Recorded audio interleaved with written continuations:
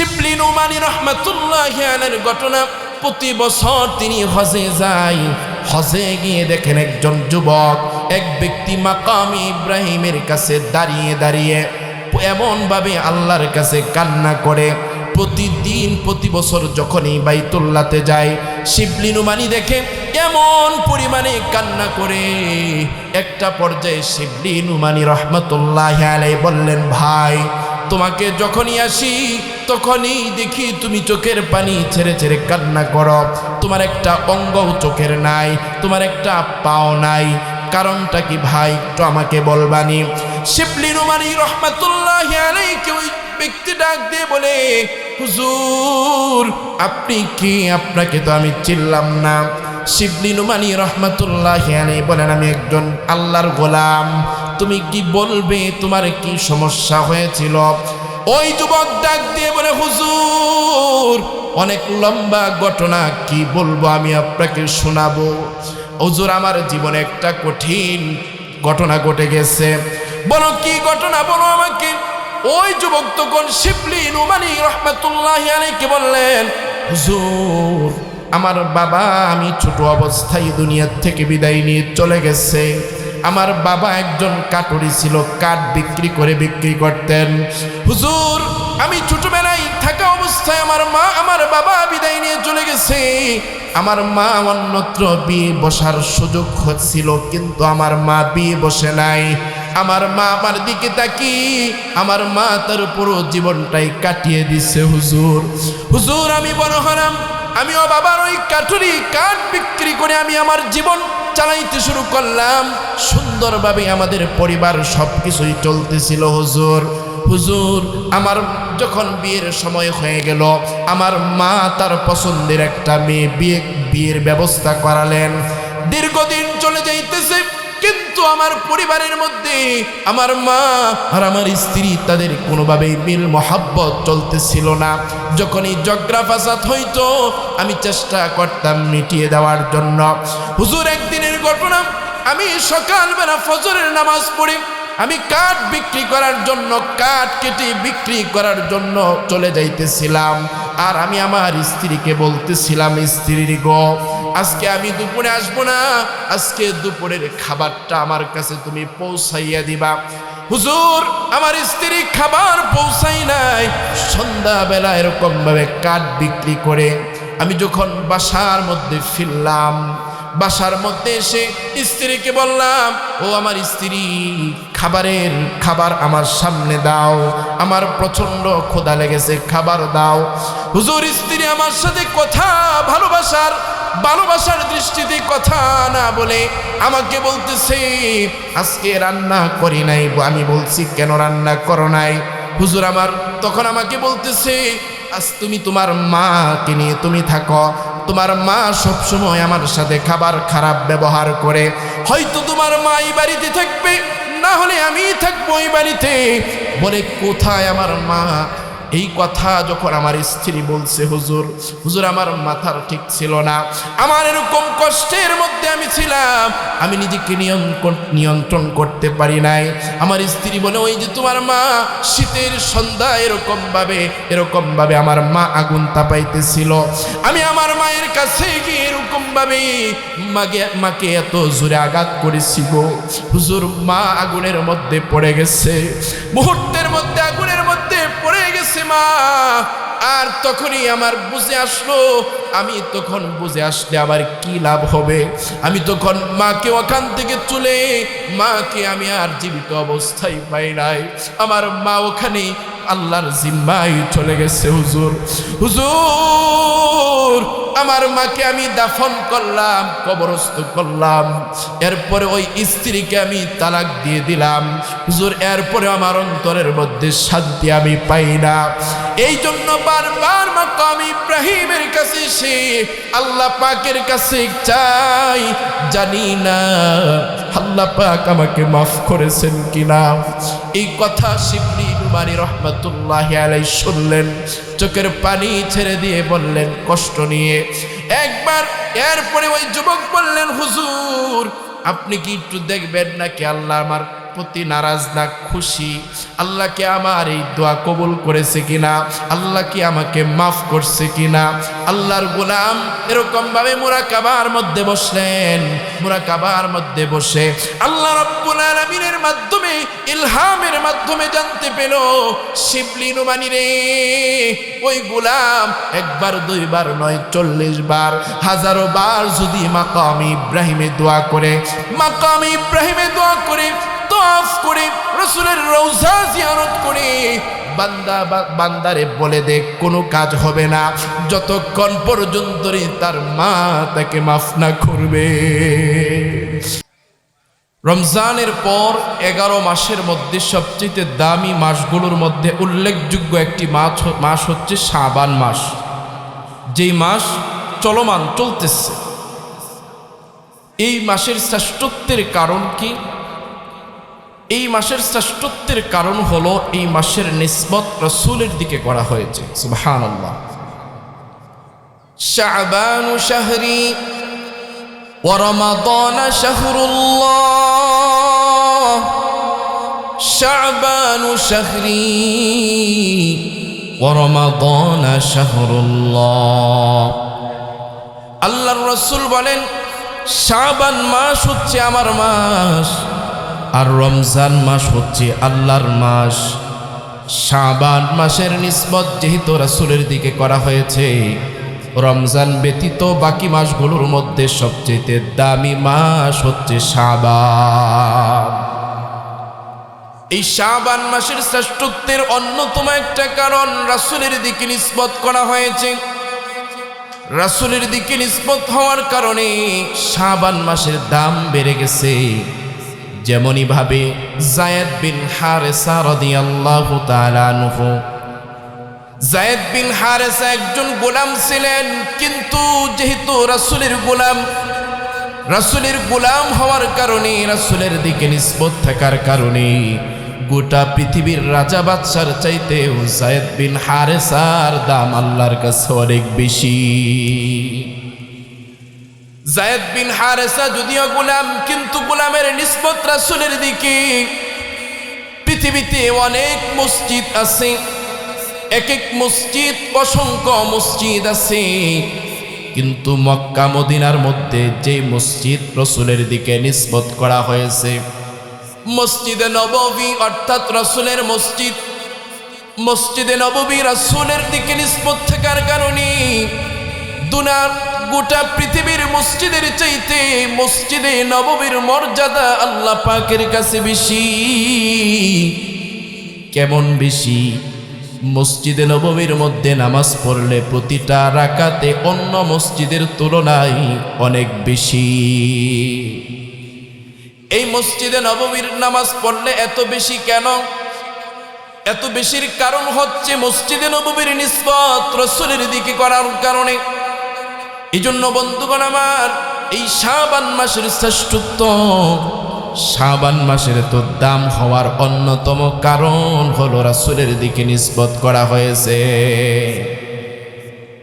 শেখ আব্দুল কাদের জিলানী রাহমাতুল্লাহি আলাইহি শাবান শব্দের একটা ব্যাখ্যা করেছেন। শাবান আরবি শব্দ, অর্থাৎ বিস্তৃত হওয়া, ছড়িয়ে পড়া, অর্থাৎ শাবান মাসে আল্লাহ পাকের রহমত চতুর্দিকে বান্দাবান্দীদেরকে কাছে ছড়িয়ে ছিটিয়ে দেয়। শাবান শিন, শেখ আব্দুল কাদের জিলানী রাহমাতুল্লাহি আলাইহি বলেন শিন দ্বারা শরফুন অর্থাৎ সম্মান,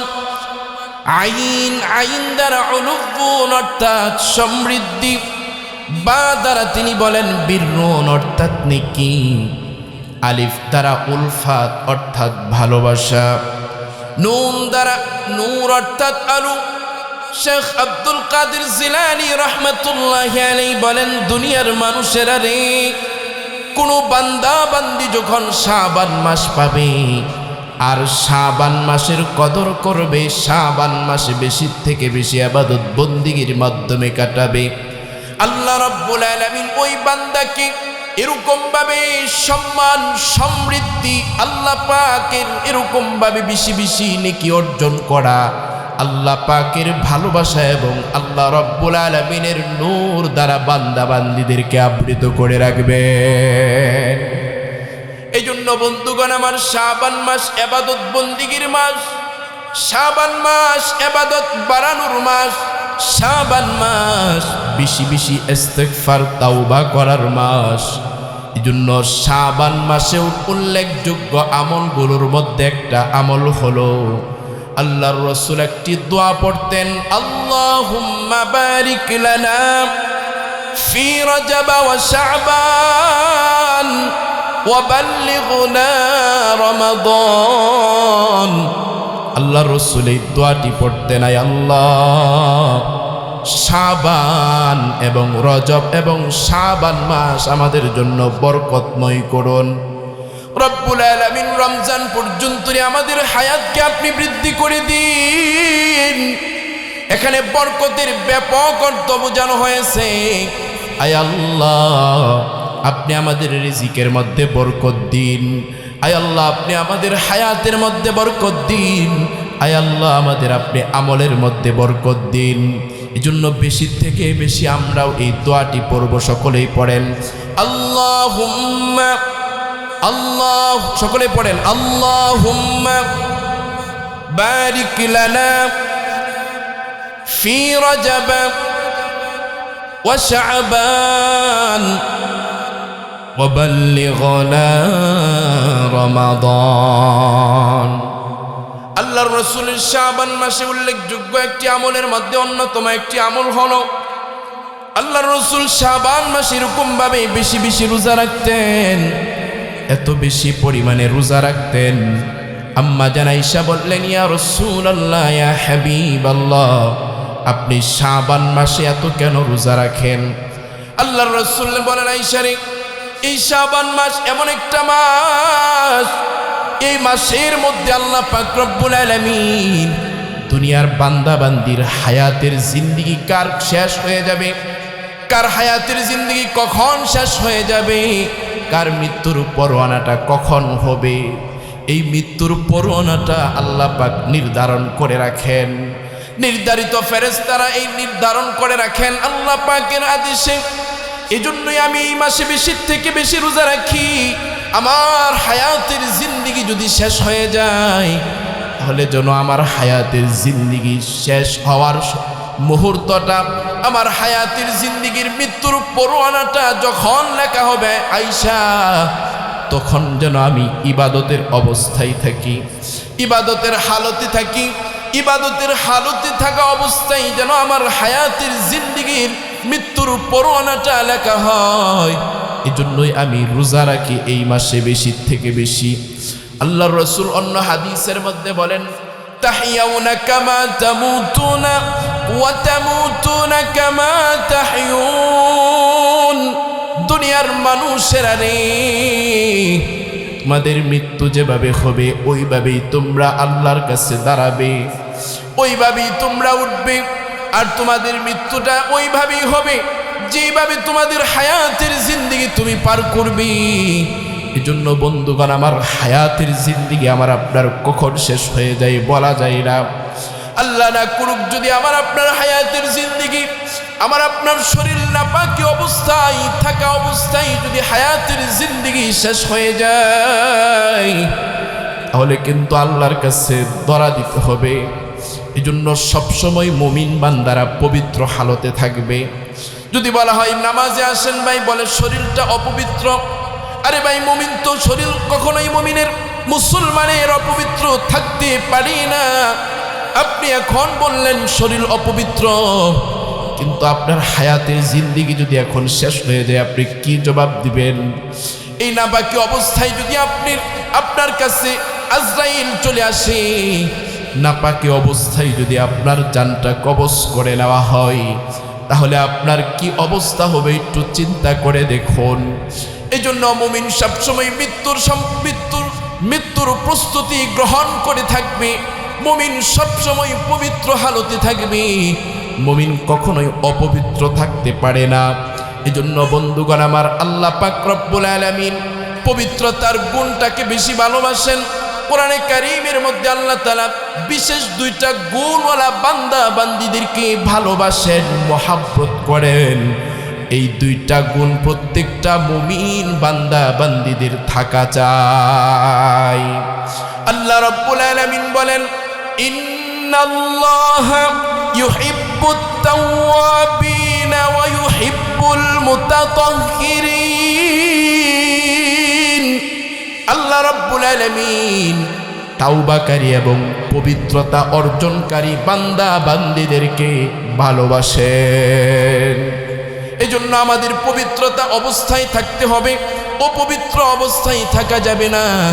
জন্য ভাইরা আমার বলতেছিলাম, আল্লাহর রাসূল এই মাসে এই জন্যই বেশি থেকে বেশি রোজা রাখতেন, যাতে করে মৃত্যুর পরোয়ানাটা লেখার সময় যেন আল্লাহর রাসূলের হুকুমভাবে ইবাদতের মাধ্যমে থাকি, রোজা অবস্থায় যেন থাকে। এই জন্যই আল্লাহর রাসূল এই মাসে রোজা রাখতেন। এজন্য আমরাও বেশি থেকে বেশি এই মাসে নফল রোজা রাখবো তো ইনশাল্লাহ। আর এরকমভাবে রাসূল যেই দোয়া পড়তেন, আল্লাহুম্মা বারিক লানা ফি রজব ওয়া শাবান ওয়া বাল্লিগনা রমাদান, এই দোয়াটিও আমরা বেশি থেকে বেশি পড়বো ইনশাআল্লাহ। আল্লাহ তাআলা আমাদেরকে তৌফিক দান করুন। বন্ধুগণ আমার, আমি যে আয়াতে কারিমা তেলাওয়াত করেছি, এই আয়াতের মধ্যে আল্লাহ পাক রব্বুল আলামিন মা বাবার করণীয় সম্পর্কে বয়ান করেছেন, আলোচনা করেছেন। এই জন্য ভাইয়েরা আমার, পৃথিবীতে যত ভালোবাসা আছে, যত মহাব্বত আছে, প্রত্যেকটা ভালোবাসা মহাব্বতের পিছনে স্বার্থ জড়িত আছে, ঠিক কিনা বলেন? একজন আরেকজনকে ভালোবাসে, স্বার্থ জড়িত আছে। একজন আরেকজনকে মহাব্বত করে, স্বার্থ জড়িত আছে। বন্ধু বন্ধুকে মহাব্বত করে, স্বার্থ জড়িত আছে। কিন্তু পৃথিবীতে এমন একটা ভালোবাসা, এমন একটা মহাব্বত আছে, যেই মহাব্বত, যেই ভালোবাসার মধ্যে কোনো স্বার্থ জড়িত নাই। আর ওই মহাব্বতটাই হলো পিতামাতা কর্তৃক সন্তানের প্রতি এরকম ভালোবাসা, মহাব্বত। পিতামাতা যে সন্তানকে ভালোবাসে, পিতামাতাকে সন্তান যে কদর করে, মহাব্বত করে, সন্তানকে নিজে পিতামাতা না খেয়ে সন্তানকে খাওয়ায়, এর মধ্যে কোনো স্বার্থ জড়িত নাই। অর্থাৎ নিঃস্বার্থ পিতামাতা সন্তানদেরকে এরকম লালন পালন করে থাকে, ঠিক কিনা বলেন? এই জন্য কোরআনে কারীমের মধ্যে আল্লাহ রাব্বুল আলামিনের ইবাদত করার জন্য আল্লাহ তাআলা বান্দা বান্দীদেরকে বলেছেন। আল্লাহ তাআলার ইবাদতের পর আল্লাহ তাআলা বলছেন, পৃথিবীর মানুষেরা রে, তোমরা তোমাদের পিতা মাতার খেদমত করো। আল্লাহর ইবাদতের কথা আল্লাহ তাআলা বলছেন। আল্লাহ পাকের ইবাদতের করার পর সাথে সাথে আল্লাহর ইবাদতের পরপরই আল্লাহ পাক বলছেন, হে সন্তানেরা, তোমরা তোমার পিতামাতাকে কদর করো, পিতামাতার সম্মান করো, পিতামাতার খেদমতে তোমরা নিয়োজিত হয়ে যাও। সুবহানাল্লাহ। وَقَضَى رَبُّكَ أَلَّا تَعْبُدُوا إِلَّا إِيَّاهُ وَبِالْوَالِدَيْنِ إِحْسَانًا। আল্লাহ পাক রব্বুল আলামিন বলেন, দুনিয়ার মানুষেরা আল্লাহ পাকের ইবাদত করবে, আল্লাহ পাকের গোলামি করবে, হায়াতের জিন্দেগির মধ্যে আল্লাহ পাকের ইবাদতের মাধ্যমে নিজেকে কাটিয়ে দিবে। আল্লাহ পাকের ইবাদতের পর বান্দা, আল্লাহ পাকের ইবাদতের পর ওয়াবিল ওয়ালিদাইনি ইহসানা, বান্দা বান্দিরা রে, পিতামাতার সাথে ইহসান করবে। ইহসান আরবি শব্দ, পিতামাতার সাথে ইহসান করবে বান্দা বান্দিরা, অর্থাৎ পিতামাতার সাথে ভালো ব্যবহার করবে।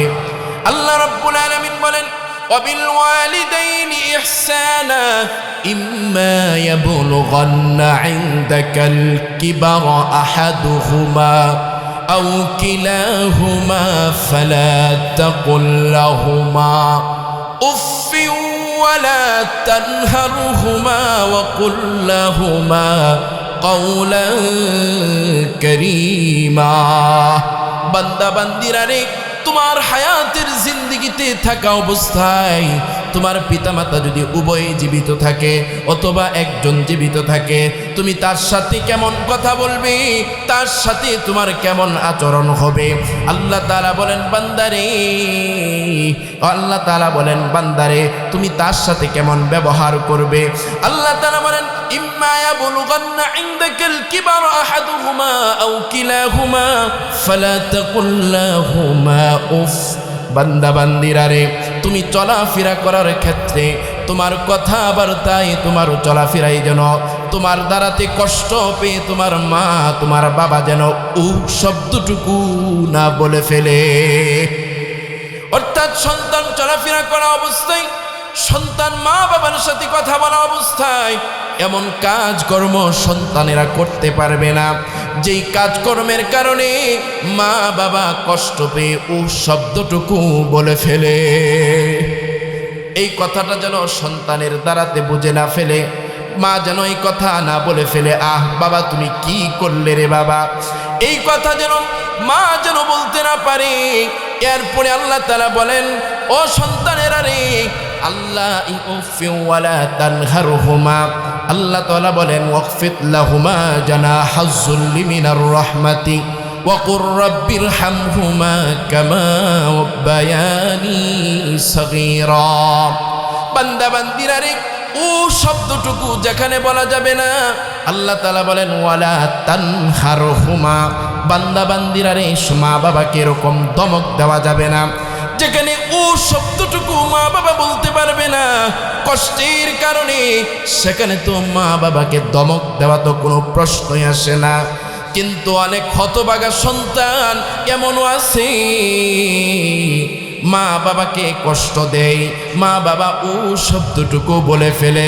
শুধু তাই নয়, মা বাবাকে ধমক দেয় এমন সন্তান অনেক সময় শোনা যায়। সন্তানকে মা বাবাকে এরকম সন্তান আঘাত করেও ফেলে, আছে না এরকম? যেখানে সন্তানের কথাবার্তায় চলাফেরায় মা বাবা কষ্ট পেয়ে যেন ও শব্দটুকু বলতে পারবে না, সেখানে তো ধমক দেওয়ার কোনো প্রশ্নই আসে না। আল্লাহ তাআলা বলেন সন্তানেরা রে ওয়াকুল লাহুমা কাওলান কারীমা, তুমি যখন তোমার মার সামনে দাঁড়িয়ে কথা বলবে, তুমি তোমার বাবার সামনে যখন দাঁড়িয়ে কথা বলবে, উত্তম সুন্দর করে তুমি তোমার মা বাবার সামনে কথা বলবে। তুমি যখন দুনিয়ার এরকম ভাবে দুনিয়ার সম্মানিত ব্যক্তি বর্গর সামনে যখন কথা বলো, তোমার নিজেকে এরকম ভাবে ছোট করে, ও সন্তানেরা রে এর চাইতেও বেশি সুন্দর করে কথা বলার উপযুক্ত তোমার পিতামাতা।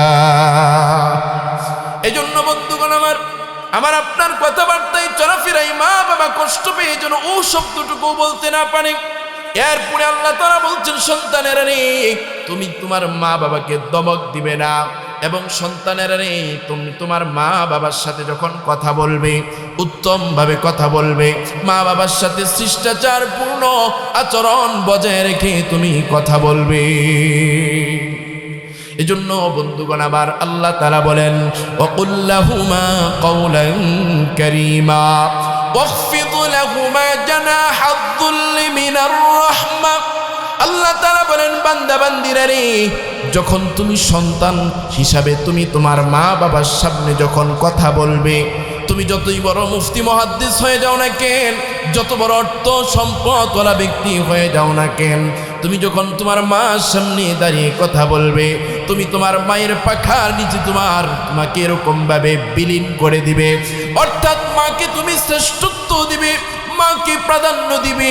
তুমি এই কথা বুঝাবে মাগো, তুমি যেরকম ছোটবেলায় আমাকে লালন পালন করেছিলে গো মাওলা, ও গো মা, যেইভাবে তুমি লালন পালন করেছিলে আমাকে ছোটবেলা, আমি যেরকম বুঝতাম না কান্না ছাড়া গো মা, এখনো আমি এরকম ভাবে কোনো কিছুই বুঝি না গো মা, কোনো কিছুই বুঝি না, তুমি সব কিছু বুঝো গো মা। এইভাবে মাকে সবচেয়ে বেশি প্রাধান্য দিই। আল্লাহ পাক বলে সন্তানের রে, তোমরা তোমার মা বাবার সাথে ওইভাবেই কথা বলবে। আজকে আমাদের অবস্থাটা কি? মায়ের সাথে কিভাবে কথা বলি? বাবার সামনে কিভাবে কথা বলি? উচ্চ আওয়াজে কথা বলি, উচ্চ আওয়াজে কথা বলি।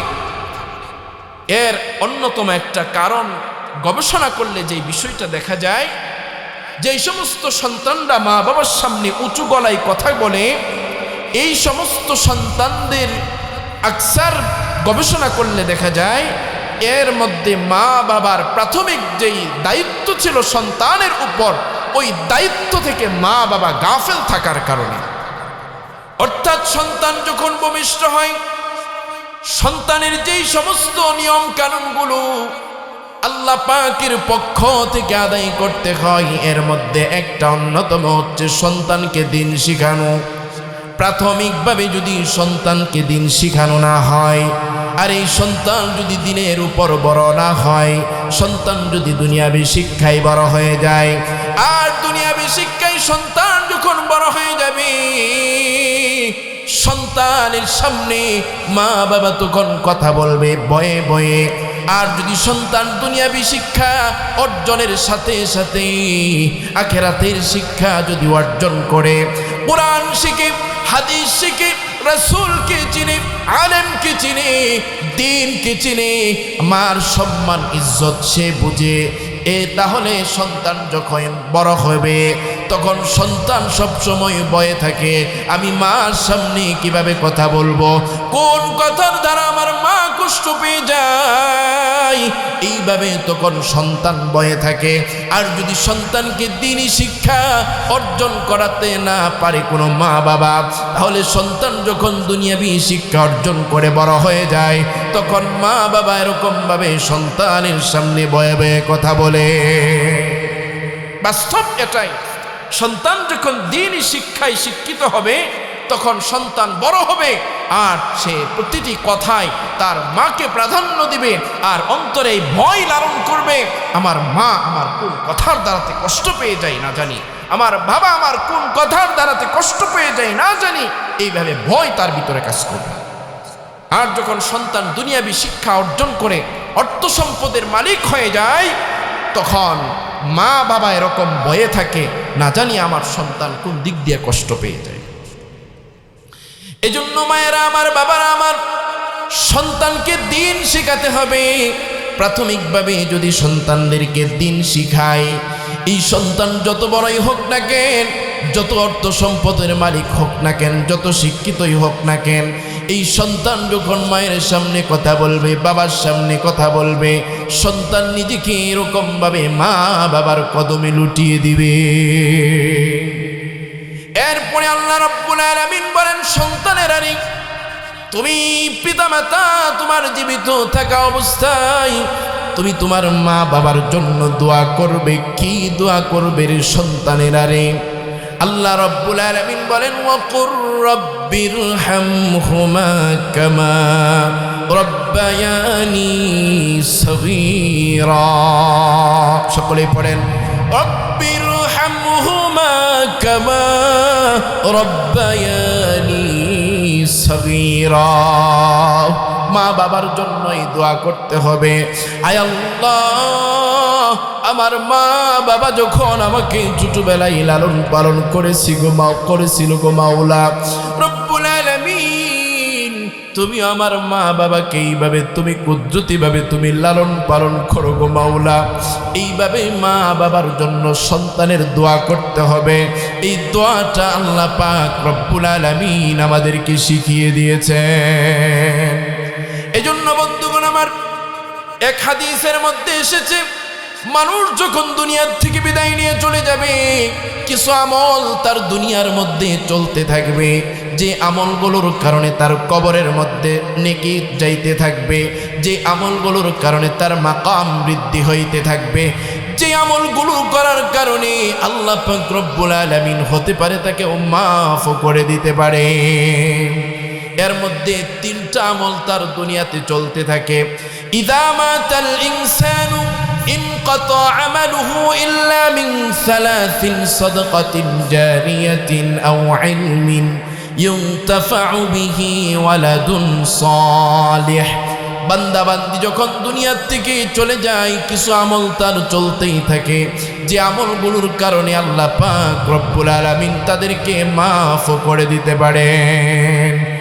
এর মধ্যে উল্লেখযোগ্য একটি আমল হলো, দুনিয়াতে যদি নেক সন্তান যদি রেখে যাইতে পারে বান্দাবান্দিরা, আর ওই নেক সন্তান যখন সিজদা দিবে, আর ওই নেক সন্তান যখন কোরআন পড়বে, ওই নেক সন্তান যখন সদকায়ে জারিয়া করবে, এই সদকায়ে জারিয়া করার কারণে, সন্তান কোরআন তেলাওয়াত করার কারণে, নেক সন্তান এরকমভাবে নামাজ পড়ার কারণে এই সন্তানের একটা অংশ সদকায়ে জারিয়া স্বরূপ ওই পিতামাতার কবরের মধ্যে চলতেই থাকবে। এই জন্য ভাইয়েরা আমার আপনার যখন দুনিয়াতে সন্তান আসে, মানুষ আমরা পেরেশান হয়ে যাই, চিন্তাশীল হয়ে যাই সন্তানের ভবিষ্যৎ নিয়ে, ঠিক কিনা বলেন? ভবিষ্যৎ কিন্তু আবার দুই প্রকার। ভবিষ্যৎ কয় প্রকার? ভবিষ্যৎ দুই প্রকার। একটা চিরস্থায়ী, ক্ষণস্থায়ী ভবিষ্যৎ। দুনিয়া কি চিরস্থায়ী ভবিষ্যৎ না ক্ষণস্থায়ী ভবিষ্যৎ? আওয়াজ করে বলুন। দুনিয়া ক্ষণস্থায়ী ভবিষ্যৎ, দুনিয়া ক্ষণস্থায়ী ভবিষ্যৎ, দুনিয়ার ভবিষ্যৎ ক্ষণস্থায়ী। এই জন্য বন্ধুগণ আমার, আখেরাত চিরস্থায়ী, আখেরাতের ভবিষ্যৎ চিরস্থায়ী। সন্তান আখেরাতের চিরস্থায়ী ভবিষ্যৎ নিয়ে যদি সন্তানকে ফিকির করে, সন্তানের ব্যাপারে সন্তানের ভবিষ্যৎ, চিরস্থায়ী ভবিষ্যৎ যেন সুন্দর হয়, সেই ফিকির করে যদি মাদ্রাসায় পড়াশোনা করায়, আর এই সন্তান যদি হাফেজ হয়, সন্তান যদি আলেম হয়, দুনিয়াতে থাকা অবস্থায় যদি আমাকে আপনাকে ভালো কিছু খাবার নাও দিতে পারে, ভালো কোনো কিছু পরিধান নাও করাইতে পারে, মৃত্যুর আগ মুহূর্তে চিরস্থায়ী ভবিষ্যৎ সন্তানের আমার কাজে শুরু হয়ে যাবে। আপনি যখন সন্তানকে চিরস্থায়ী ভবিষ্যৎ সুন্দর করবেন, যখন তাকে দিন শিখাবেন, এই সন্তান আপনার মৃত্যুর আগ মুহূর্তে আপনাকে এই মুমূর্ষ অবস্থায় রেখে সে কোথাও দূরে চলে যাইবে না। আপনার এই মৃত্যুর আগ মুহূর্তে আপনার কাছে বসে বসে এরকম সূরা ইয়াসিন তেলাওয়াত করতে থাকবে। আর এরকম ভাবে সূরা ইয়াসিন যখন কোনো মৃত ব্যক্তির, মুমূর্ষ ব্যক্তির কাছে বসে যখন তেলাওয়াত করা হয়, আল্লাহ রাব্বুল আলামিন সূরা ইয়াসিনের বদৌলতে তার ওই মৃত্যুর কষ্টটাকে দূর করে দেন। আপনি আমি যদি সন্তানকে চিরস্থায়ী ভবিষ্যৎ সুন্দর করি, সন্তান আমার আপনার মৃত্যুর আগ মুহূর্তে আমার আপনার কাছে মাতার দুয়ারে বসে কালিমা পড়তে থাকবে, লা ইলাহা ইল্লাল্লাহু মুহাম্মাদুর রাসূলুল্লাহ।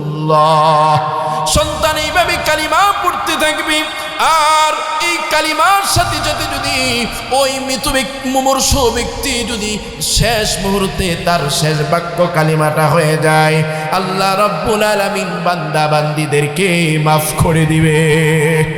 আর যদি সন্তান এরকম ভাবে চিরস্থায়ী ভবিষ্যৎ আমি আপনি সন্তানের সুন্দর করি, সন্তানকে যদি কোরআন পড়াই, সন্তান আবার আপনার মৃত্যুর পরে এরকম ভাবে কোরআন তেলাওয়াত করবে, সন্তানের প্রতিটি হরফের বিনিময়ে আল্লাহ পাক রব্বুল আলামিন আমার আপনার কবরের মধ্যে এর নেকি পৌঁছাইতে থাকবে।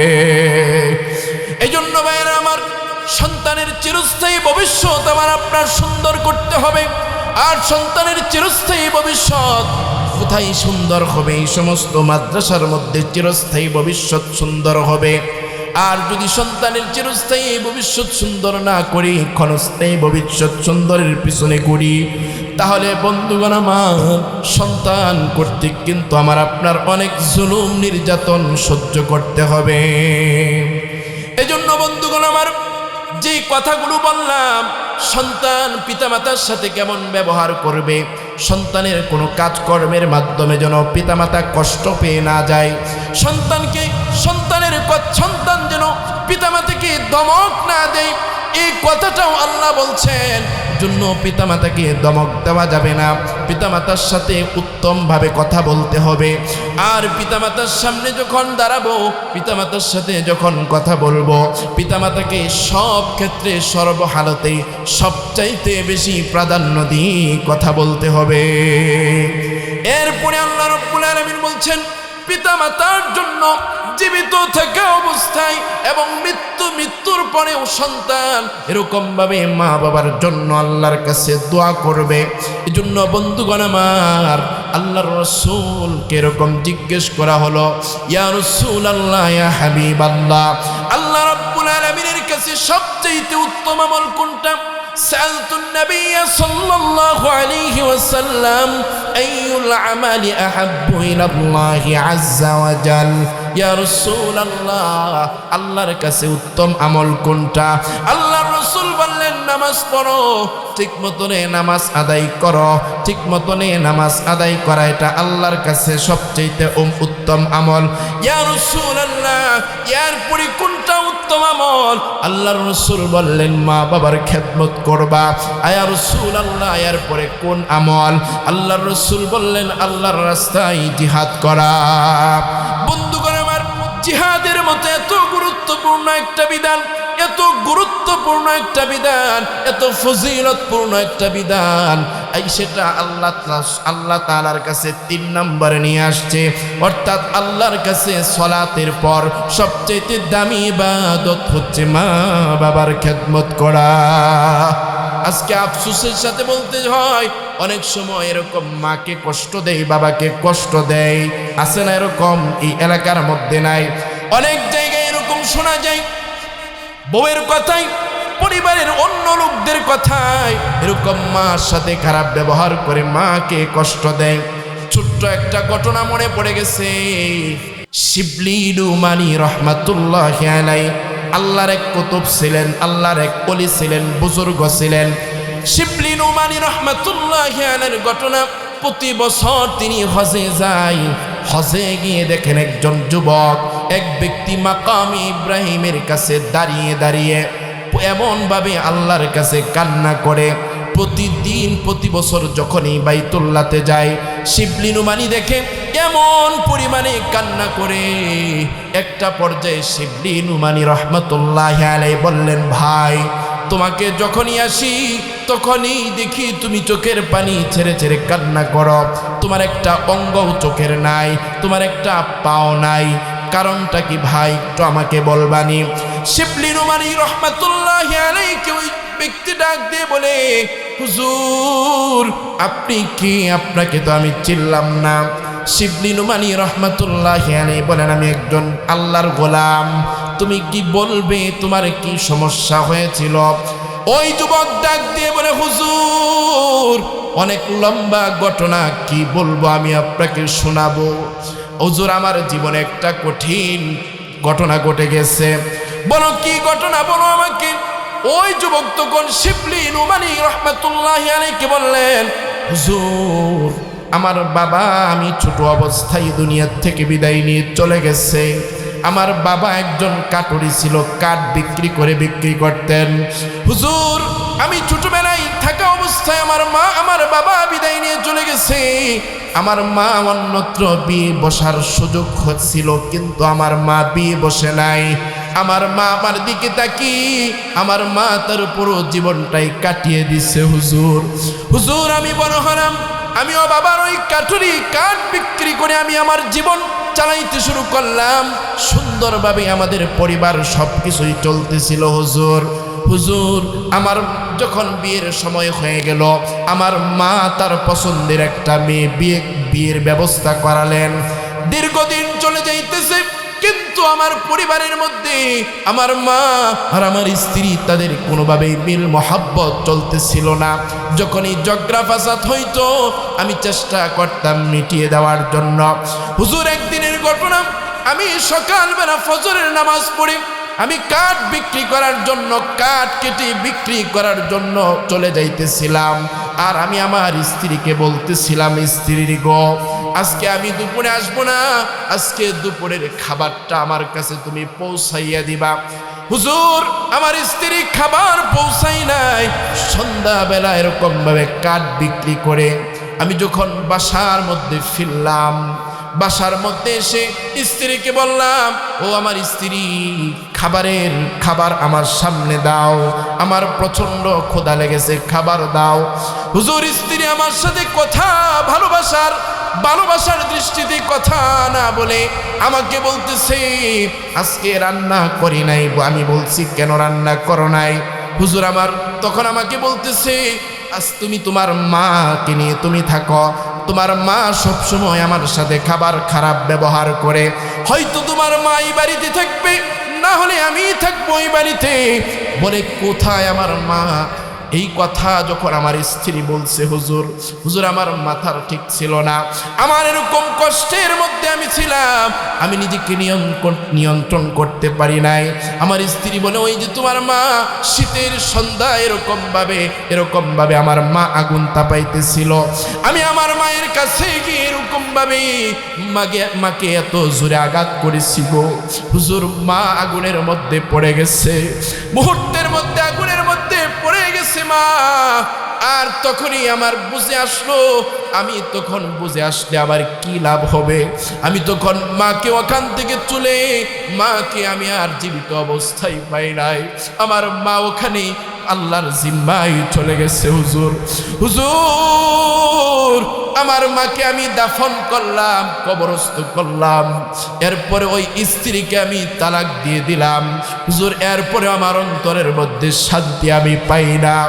এই জন্য বারবার মাকাম ইব্রাহিমের কাছে এসে আল্লাহ পাকের কাছে চাই, জানি না আল্লাহ পাক আমাকে মাফ করেছেন কিনা। এই কথা শিবলি নুমানী রহমাতুল্লাহি আলাইহি শুনলেন, চোখের পানি ছেড়ে দিয়ে বললেন কষ্ট নিয়ে একবার।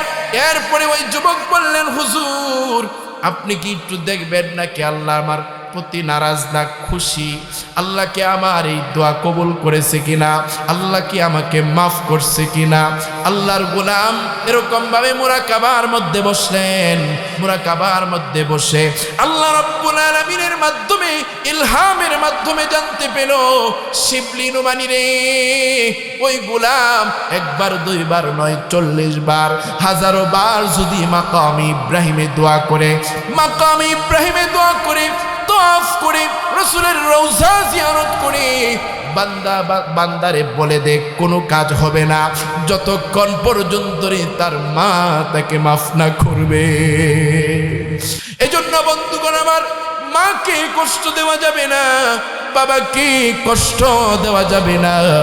বাবা কত কষ্ট করে আমাকে আপনাকে লালন করে, অথচ আমাদের আব্বু আম্মুদের দিকে তাকাইলে দেখা যাবে অনেকের আব্বু আম্মু দুনিয়া থেকে বিদায় নিয়ে চলে গেছে, কিন্তু দুনিয়ার হায়াতের জিন্দেগিতে থাকা অবস্থায় ভালো কোনো জুতা পরিধান করতে পারে নাই, ভালো কোনো কাপড় পরিধান করতে পারে নাই।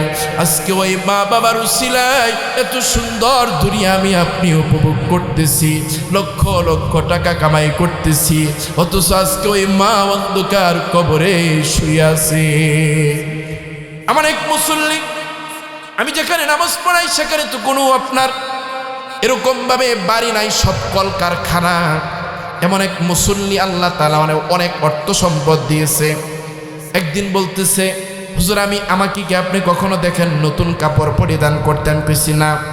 মুছে আপনার এই কথাটা আমি বলবো কিন্তু আপনাকে আমি সুযোগ মতো পাই না, এই জন্য বলিও না। আপনি বলে ফেললেন, আপনি যেইভাবে থাকেন এটা আপনার সাথে যায় না, কিন্তু আল্লাহ তাআলা কারণ আপনাকে আল্লাহ তাআলা লক্ষ লক্ষ কোটি কোটি টাকা দান করেছেন।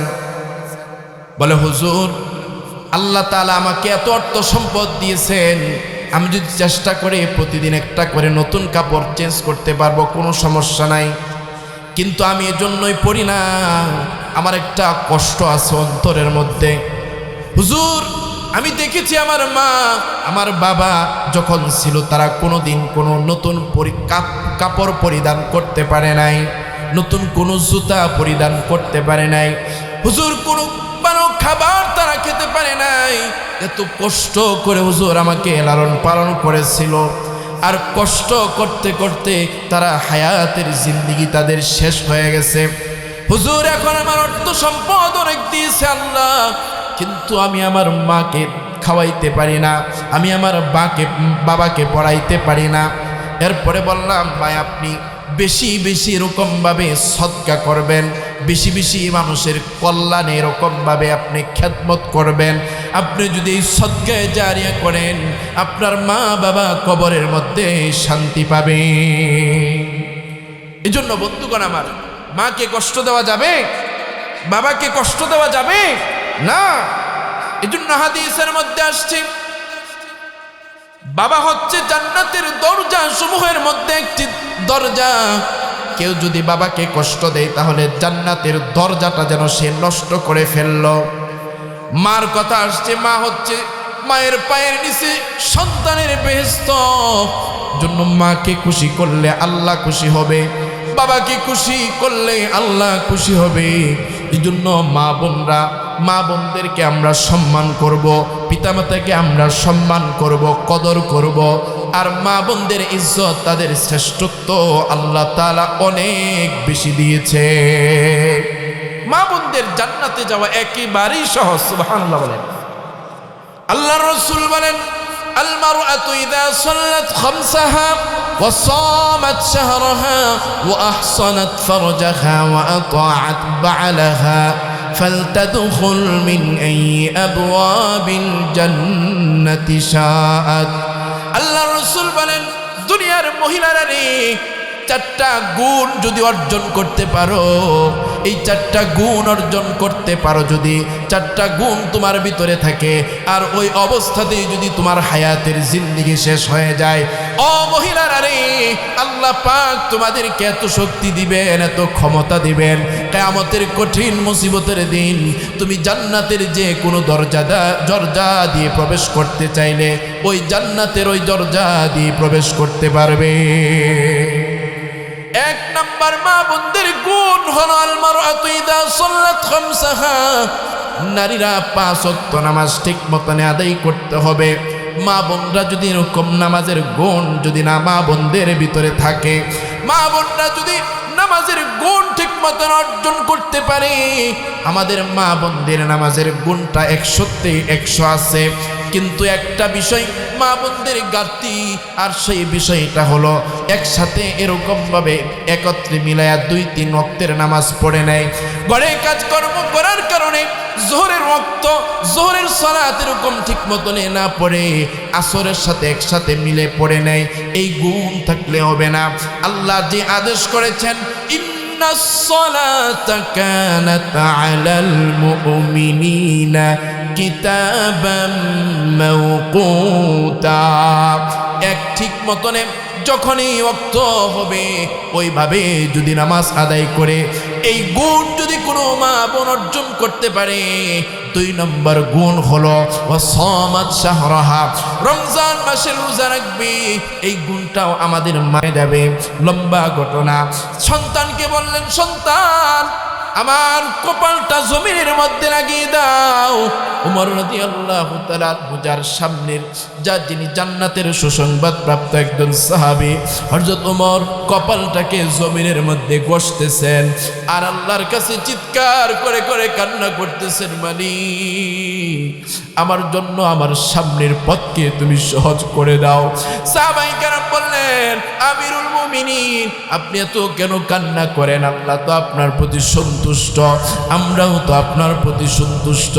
ওমর রাদিয়াল্লাহু তাআলা আনহু বললেন, ভাই আমার সামনের গাটি সম্পর্কে আমার ভয় হচ্ছে, জানি না আমার কি অবস্থা হবে।